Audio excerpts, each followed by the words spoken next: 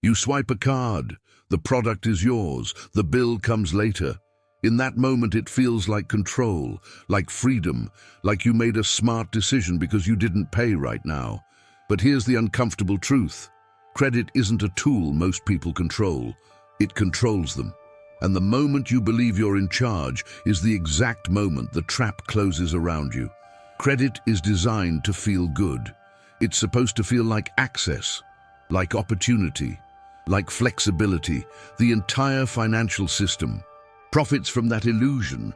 But what most people don't understand until it's too late is that credit doesn't expand your capacity to consume. It borrows from your future. And every time you borrow, you're not just taking on a payment, you're committing your future income to something you've already consumed. The problem isn't just the debt, it's that you're signing away tomorrow to pay for yesterday, which means today you're already behind. Most people treat credit as an extension of their income.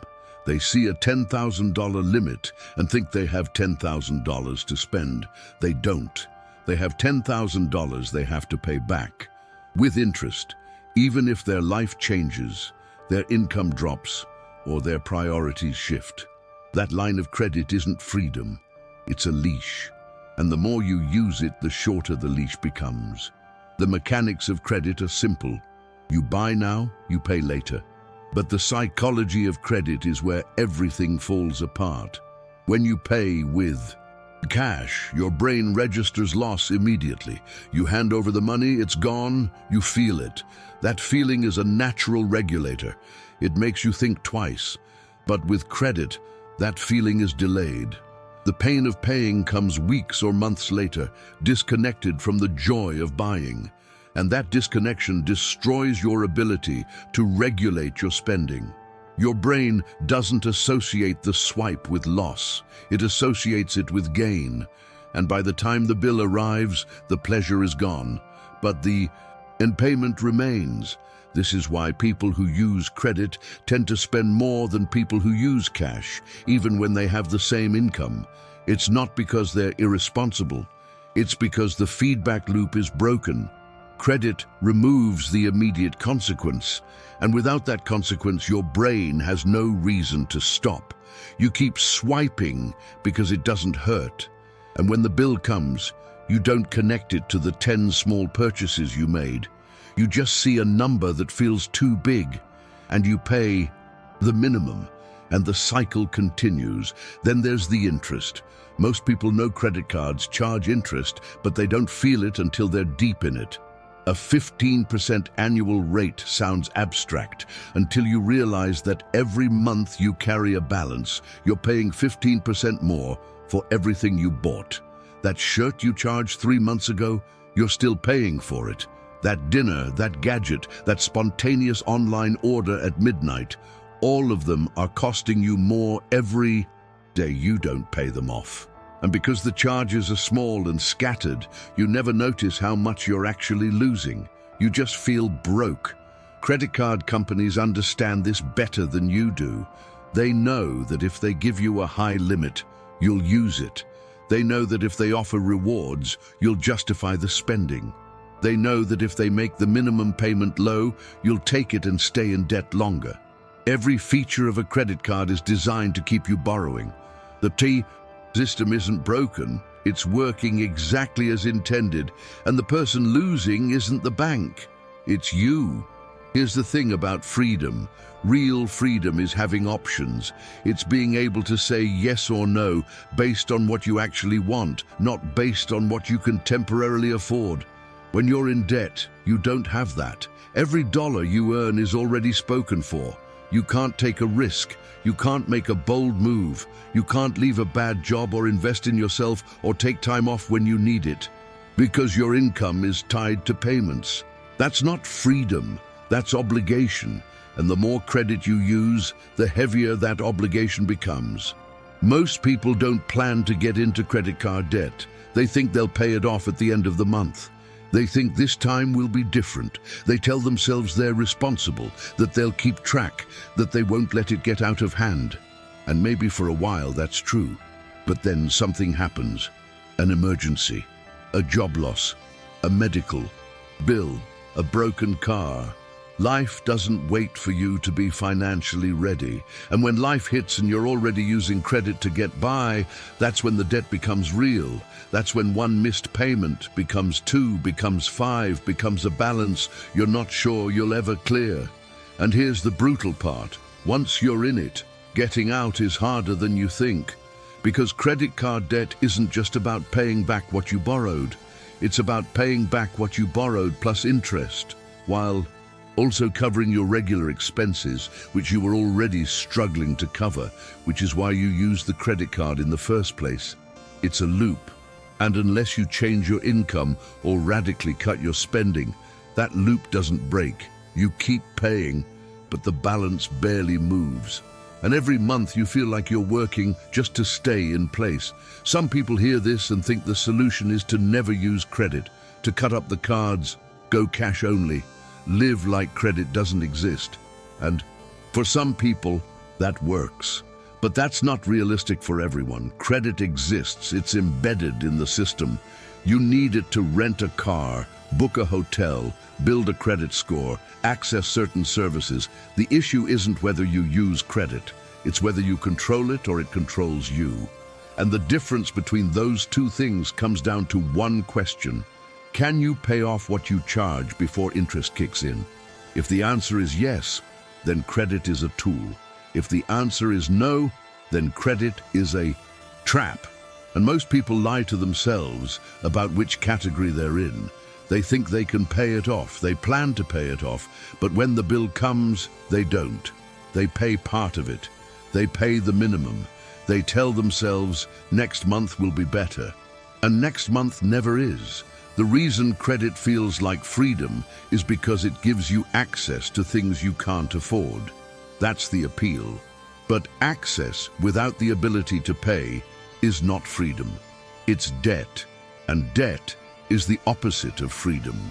It's a weight. It's a constraint. It's a constant background hum of anxiety that follows you everywhere, reminding you that you owe someone something, that you're not clear, that you're still behind. What makes this worse is that society treats credit as normal.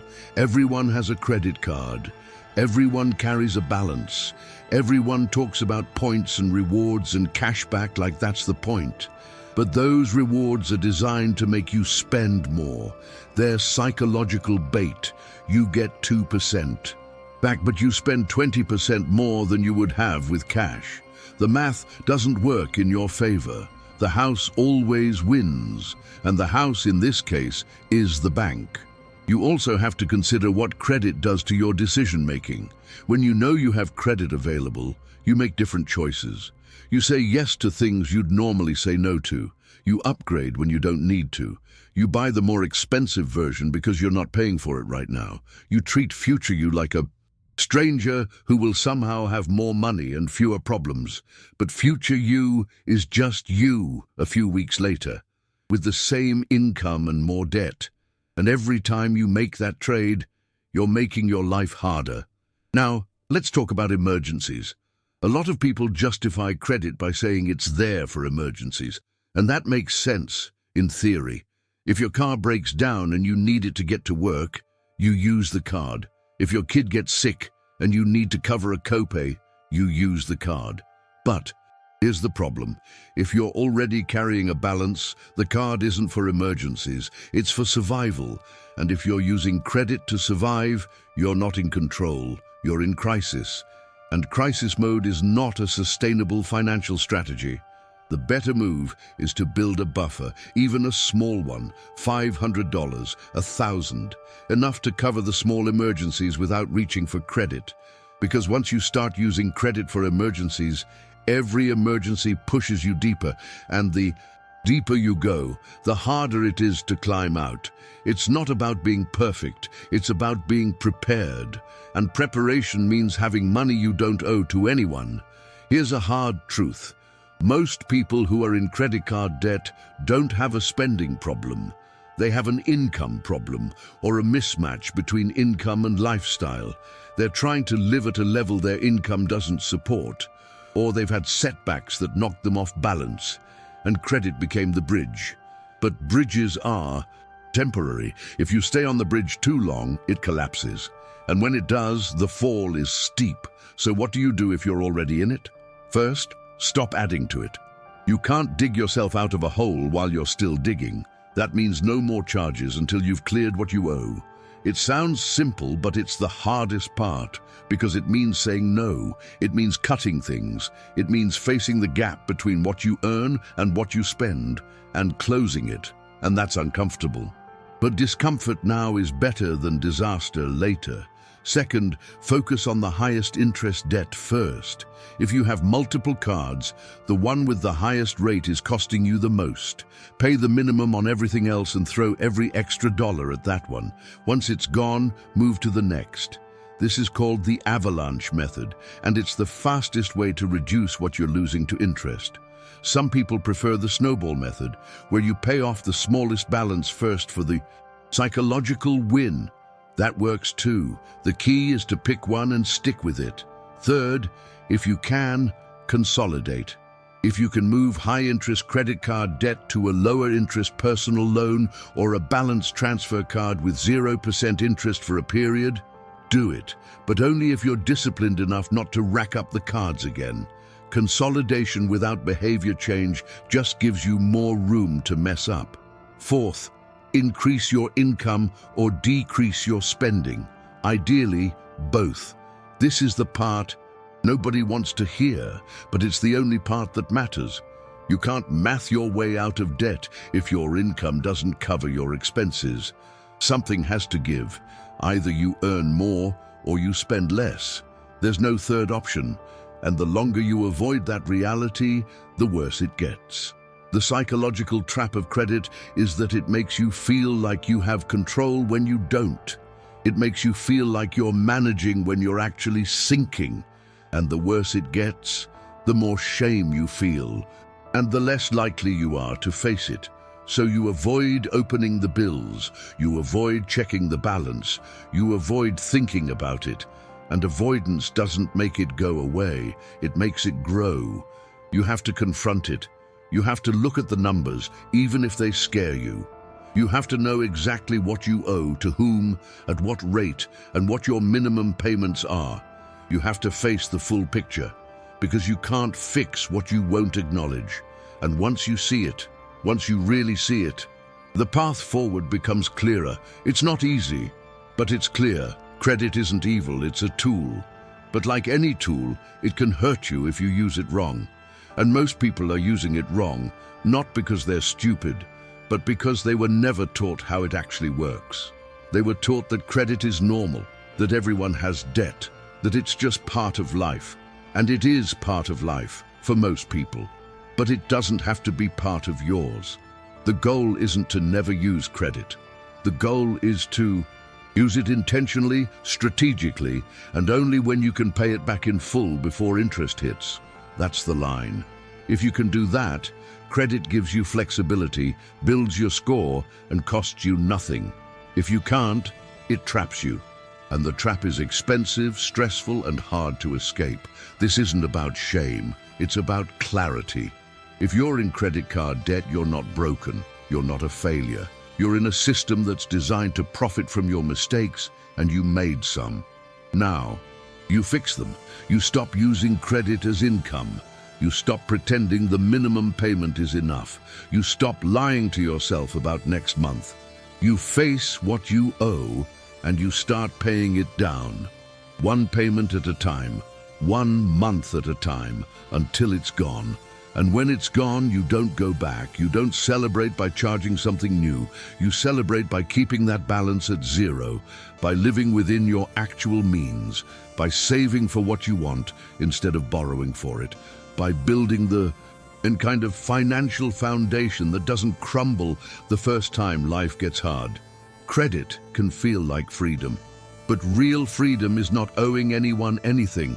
Real freedom is having money in the bank and options in your life. Real freedom is being able to make decisions based on what's best for you, not based on what your credit limit allows. And that kind of freedom doesn't come from a card. It comes from discipline, patience, and a willingness to live below your means long enough to get ahead. So ask yourself, Do you control your credit, or does it control you? Because if you can't answer that honestly, you already know the truth.